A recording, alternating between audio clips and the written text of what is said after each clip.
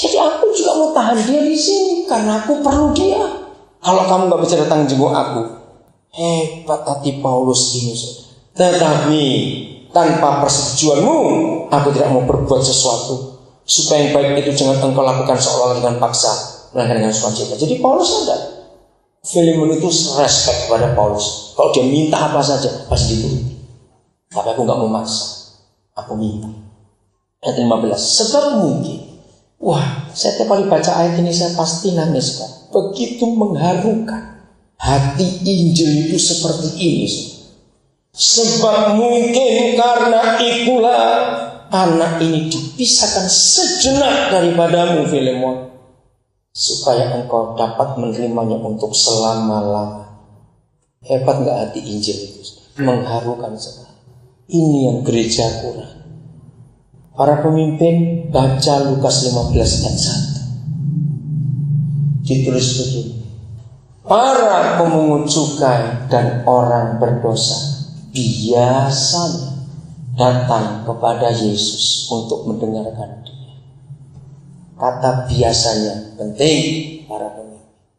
Kata biasanya menunjuk rutin, terus menerus, selalu.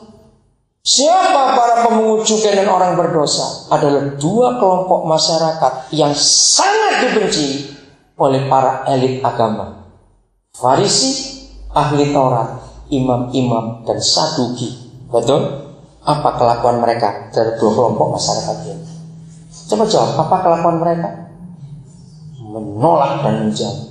Tapi luar biasa, justru mereka itu yang biasanya datang kepada Yesus. Kata biasanya itu jangan dianggap enteng. Pertanyaannya, siapa yang datang kepada kita waktu kita ngomong kebenaran? Kalau yang biasanya datang kepada kita yang sudah Kristen, kita bukan pemimpin untuk dunia ini. Kalau yang biasa datang kepada kita pelacur-pelacur itu, maling-maling, rampok-rampok, pemerkosa dan sebagainya, maka kita gereja yang berhasil di dunia ini. Yesus yang biasa datang adalah orang-orang bejat seperti itu. Hebat ayat 15 ini. Untuk sejenak dia dipisahkan daripadamu, sahabatku Filemon, supaya engkau memiliki dia untuk selama-lamanya. Hebat sekali. Ayat 16. Bukan lagi sebagai hamba. Tadinya hamba, tapi mencuri atau apa, maka itu masuk penjara. Melainkan lebih daripada hamba, status berubah, yaitu sebagai saudara yang kekasih. Bagiku sudah demikian, apalagi bagimu, baik secara manusia maupun di dalam Yesus. Ayat 17 dan 18. Kalau pemimpin itu tidak berani berkorban apa saja, dia nggak layak jadi pemimpin. Seorang pemimpin harus berani menjadi substitusi. Tahu kata itu? Pengganti. Lihat ayat 17-18. Ayo kita korban pemimpin. Maaf ya para pemimpin, saya cuma ngomong untuk diri saya kalau saya mengikuti. Mengapa Tuhan mempercayakan buat kami suami istri? Begitu cepat dapat orang untuk kami latih, untuk kami muridkan, untuk kami pimpin. Salah satu ada, kami tidak pernah tertutup. Semua orang yang kami pimpin, mereka tahu berapa uang kami di bank. Karena ATM saya itu sudah biasa dibawa oleh orang-orang yang saya pimpin. Dan mereka tahu nomor PIN saya. Saya suruh mereka untuk ambil uang, mereka tahu. Ternyata kalau hati terbuka, uang juga jujur terbuka. Enggak ada rahasia, hubungan itu jadi enak, jadi akrab. Saudara. Kalau kami pergi seperti kamar kami dan pintu almari kami tidak pernah kami kunci, kami buka. Dan rumah kami enggak pernah kosong, selalu ada orang tinggal. Dan mereka tahu di dalam itu isinya apa saja. Karena kami ingin memberi contoh buat mereka. Mengapa Islam di Indonesia begitu pesat majunya dibanding di Arab Saudi sendiri? Sebab satu-satunya Islam di dunia yang punya pondok pesantren itu cuma Indonesia. Dan pondok pesantren itu pola Yahudi. Justru pola Yahudi dipakai oleh orang Islam. Orang Kristen pakai pola Yunani. Pola Yahudi guru dengan murid tinggal sama-sama. Jadi murid gak cuma belajar ilmu pengetahuan gurunya, tapi murid belajar hidup gurunya. Kiai tinggal dengan para santrinya dan tinggal bersama-sama. Lihat cara mandi, cara makan, cara apa, lihat semua. Pesat pakai istilah pondokan. Guru dengan murid tinggal bersama-sama. Dan itulah pemimpin. Oke, Ren berkorban ayat 17. Kalau engkau menganggap aku temanmu seiman, terimalah dia seperti aku sendiri.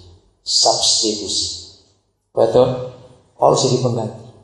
Jangan lihat dia, lihat aku. Paulus memberi jaminan Onesimus sudah bertobat. Enggak seperti itu. Kalau kau terima dia, seperti kau terima aku. Substitusi. Berani mempertaruhkan nyawanya. Amin. Ini pemimpin.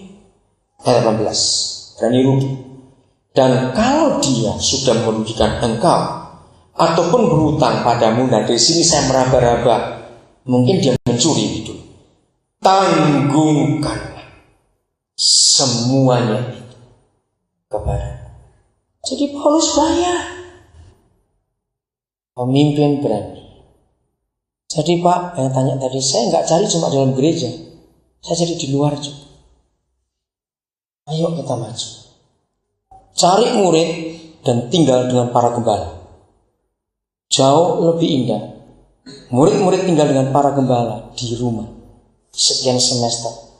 Untuk para murid itu belajar hidup gembala. Hidup dari istri gembala. Maafin ya, saya cuma cerita. Jadi ketika banyak mahasiswa praktek, saudara, itu hampir selalu terbentur dengan istri gembala. Sampai satu kali ada seorang istri gembala minta kepada sekolah Alkitab, jangan kirim pengajar perempuan, karena cemburuan dengan suaminya. Bayangkan kalau terima makanan di Jumat, masuk kamar makan, masuk kamar. Masuk mau basi baru keluarkan. Keluarnya begitu banyak. Nah, jadi saya takut kawin. Celaka saya. Maaf, saya harus ngaku jujur. Saya itu sampai hari ini belum pernah sekolah Alkitab, apalagi sekolah teologi. Tapi saya tinggal satu tempat tidur dengan Yeremia Rim selama 4 tahun. Dari Maret 79 sampai Maret 80. Satu tempat tidur. Saya belajar habis dari dia. Maaf, saya menemukan begitu banyak mahasiswa teologi itu nggak berani nginjil. Dan tidak sedikit, betul saudara katakan, untuk kesembuhan batin aja lulus STH belum selesai kesembuhan batinnya karena nggak pernah diajar di situ. Dalam bahasa Inggris ada istilah bagus, hurt people, hurting people.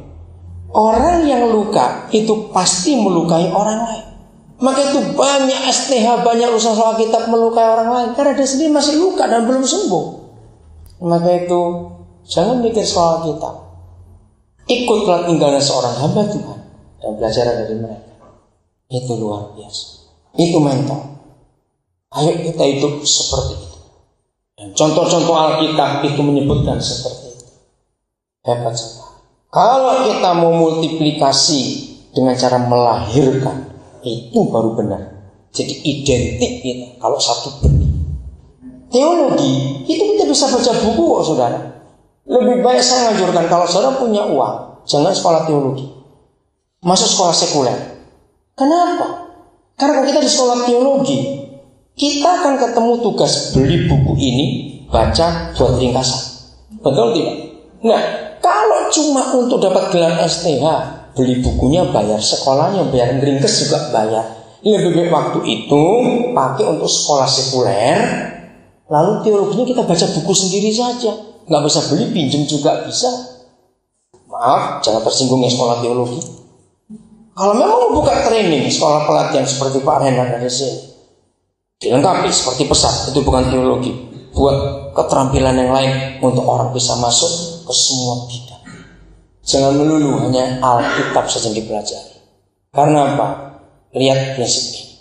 Kalau STH akan sempit geraknya di masyarakat. Karena kalau bukan Kristen akan mau terima STH. Tapi kalau menyuluh dalam bidang apa saja, masyarakat pasti